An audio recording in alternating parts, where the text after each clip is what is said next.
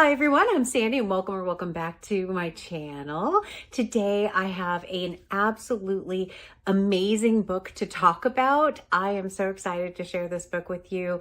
It is probably one of the best books I have read all year. It happens to be my inspirational book pick that supports my 3 million step challenge, and I'm so glad I picked it up. And I think it's fascinating the timing of when I picked it up as well, which I'll talk about a little bit.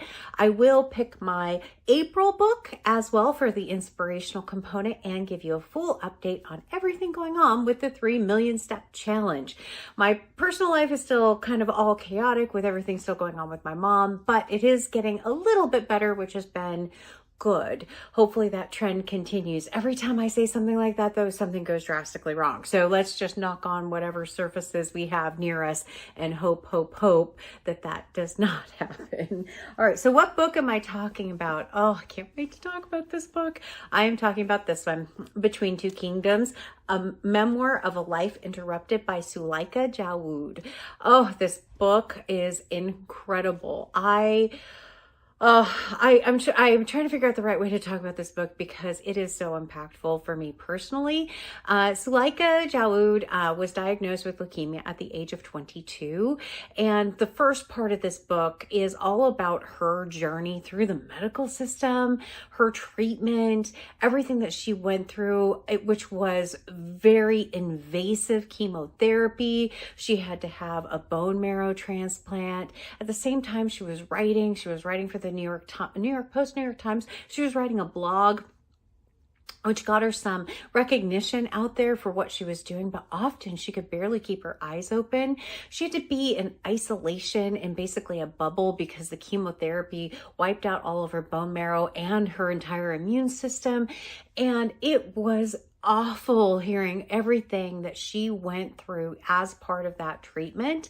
It was awful, but there were also moments of just light, brilliant writing in this, where she talks about her friendships that she's making and other things going on in her life. But the illness in the first part of the book largely is what it encompasses. It's just her illness and fighting through this medical system.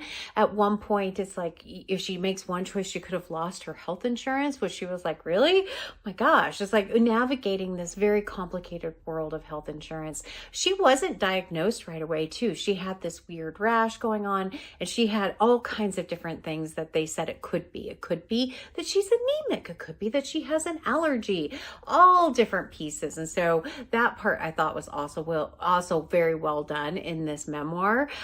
The one thing that I will say is I'm so glad I didn't pick this up in February, because in February I was in and out of the hospital with my mom, including in like the intensive care unit. And I think if I had read a lot of this in February, it would have been just emotionally too much for me. So picking it up in March was very almost therapeutic, because I felt like I was coming out of the other side of some of that and could kind of look back at some things and go, okay, we are relatively lucky with everything that we have been through, because we were only in the hospital for a couple months. She was in and out of the hospital for multiple years. And at 22, when your life is just really starting to get going, I can't imagine having that. The other thing that she really struggled with is that there were not a lot of young people in the hospital her age that were suffering the same thing. So by writing, she was able to connect with a lot of different people. In the beginning of this book, the other thing I will say is that I related a lot to some of the people providing her care, her parents, her boyfriend at the time, all of those people that were there for her and were trying to help her through this, and just how difficult all of it was for everyone, including obviously Suleika, which was the one going through all the physical pieces. It's just I've been a caregiver now for a couple of different of our parents, and there were a lot of things in there. There's one point where he writes a letter to people and just says, can we kind of come together as a community to help do some of these things and support support the person going through the illness.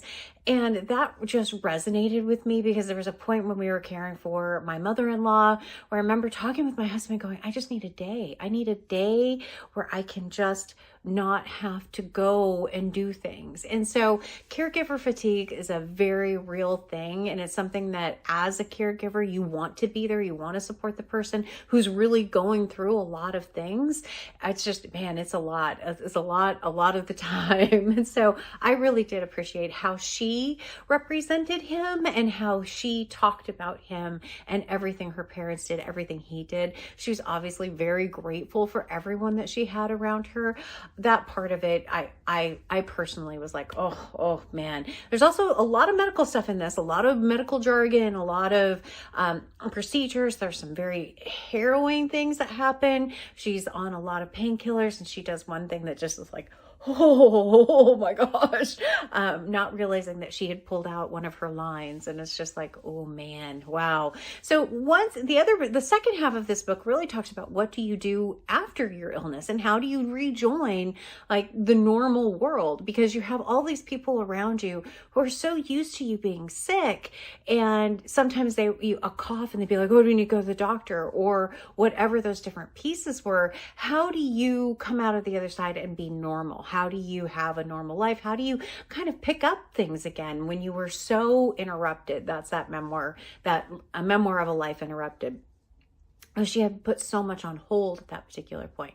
So what she decides to do is go travel the country on a road trip, 100-day road trip, and visit a lot of the people who wrote to her. And she visits a wide variety of different people, from people who worked at a camp to some of her friends in the ward that she was on, to someone that's in prison that was equating kind of like being on death row with having this diagnosis of leukemia, and how you're both kind of just waiting for death, and how similar some of those things were. Obviously very different kind of reasons behind those two, but I thought that part of her journey, it was very uplifting, and it kind of helped see how you could come out of a long-term illness. Very good book. 5-star, easy 5-star. I absolutely loved all of this book. I could not recommend this more highly.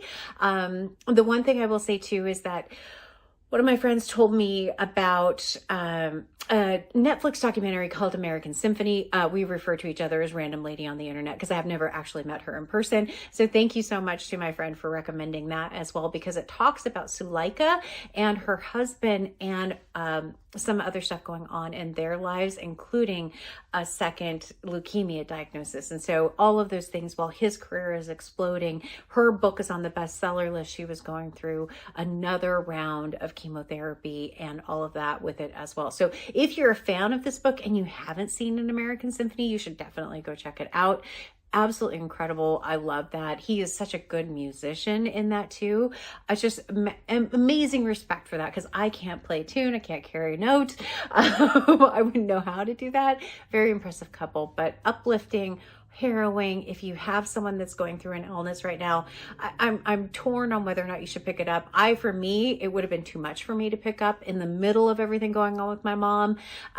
So picking it up after she's out of a lot of that was the right choice for me. I think that's really an interesting one, but highly recommend it. So good. I couldn't put it down. I love to. She has this dog whose name is Oscar. I love that as well. So highly recommend this particular one. It was a great pick for the inspirational pick to support my 3 million step challenge. So yeah, wonderful book.